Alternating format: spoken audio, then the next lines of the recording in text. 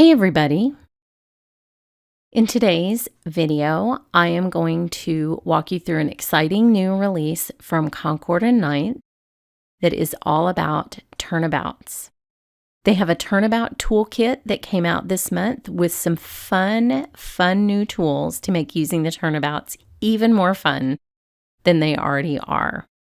So head over to my blog when you're done for more samples and inspiration, and I'll walk you through this exciting toolkit.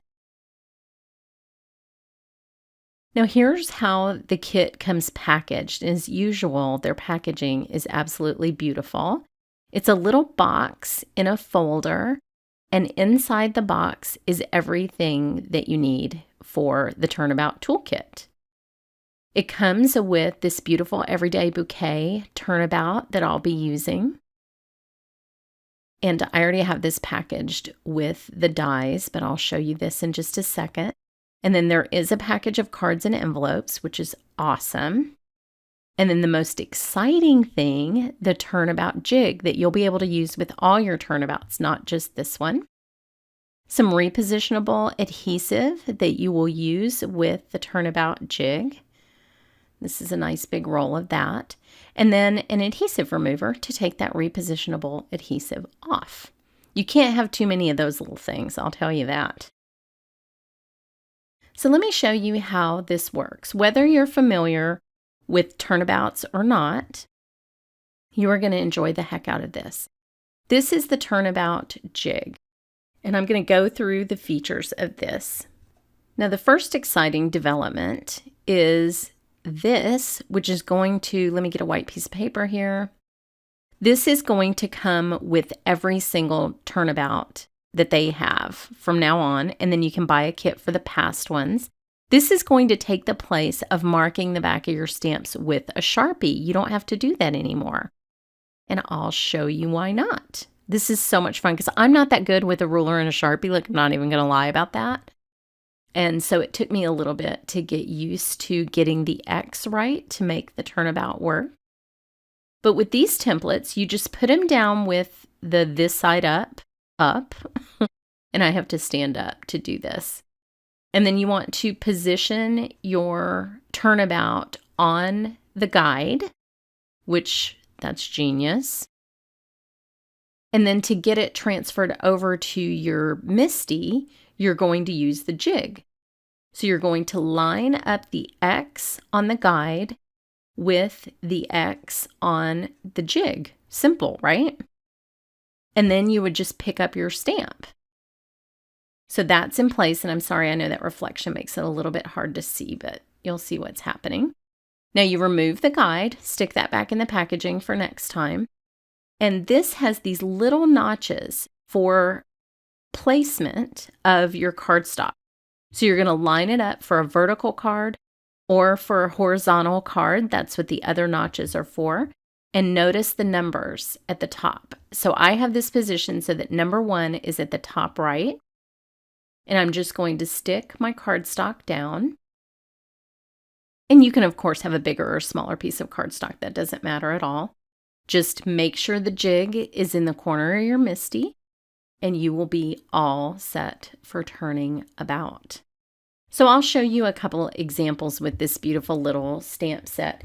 This is kind of an all-season stamp set, so it has images I think you can use all year. So you're probably wondering why I have a piece of black cardstock there.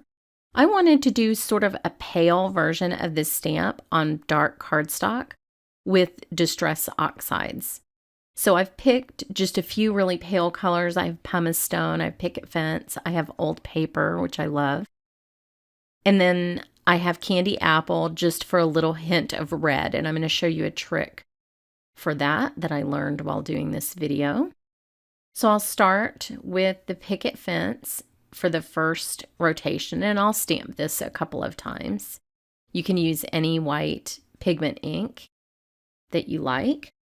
But with really dark black cardstock, what's nice is it still sort of comes through the pigment ink.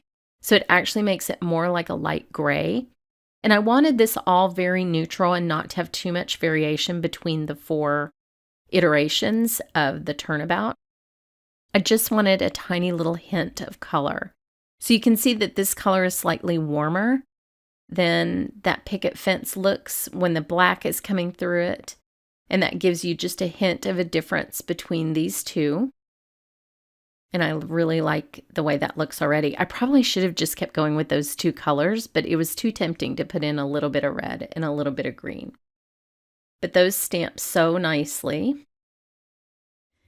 Now I have the 3 in the upper right-hand corner, so you always know what step you're on. And because the number is in the right orientation, you won't accidentally rotate the wrong way, which I think is genius, because that is something I have done from time to time with the Turnabout. Now I'm doing the old paper, which actually has sort of a greenish cast to it, and I think that looks so pretty with the first 2. And I'll ink that up a couple of times and get that down on there. And these will fade back just a little bit, and that's what I wanted. I wanted it to be sort of subtle, but I think that's super pretty. Now, when you're working with Distress Oxides and you're cleaning your stamps with a chamois, just remember that they get pretty messy with pigment inks, and so get up and rinse out your chamois every now and then because you will transfer a little bit of ink. Finally, the last color I'm using is this beautiful, beautiful candy apple. I love this color. I did decide that it was getting a little bit lost in the black. It's pretty, I like it, but I can brighten it up a little bit by actually adding another layer of a different color. And so that's what I'm going to do. So after I had stamped it a few times and it was fading a little more than I liked, I came up with this idea. I decided to keep stamping it to see if it would get a little bit brighter, and it didn't. It actually just got a little bit darker. So it looks cute. I like it, but I'm going to try something different. So I'm actually going to clean the stamp completely, make sure it's dry. That's what I'm doing with my hand. That's my method of manually drying my stamps. And then I'll just leave this in the same position. But I'm going to overstamp it with white. So you'll see what that does here in a second. And if you're going to stamp white multiple times, you do need to clean in between because you can see here that it picked up. The ink wasn't completely dry. I could have dried it, but I'm lazy like that. So it will pick up a little bit of that ink. So just clean in between so you don't mess up your picket fence ink pad.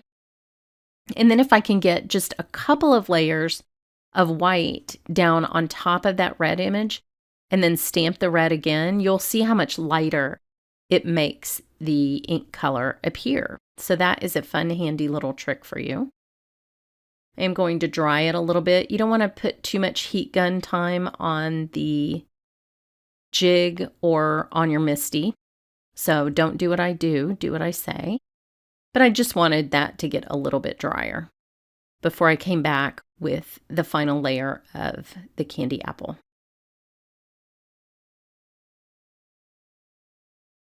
Make sure your jig is in the corner every single time. And look what a difference that made. That just pops that red out so much more. And I think it looks exactly the way I wanted to. It's sort of more in balance with those other pigments. And I just really love the way that looks. So that is the Everyday Bouquet Turnabout.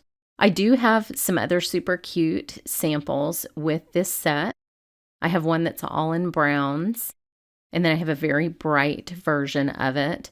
But the other turnabouts that they came out with this month are great. Like this marbled one. There's all kinds of fun in this release.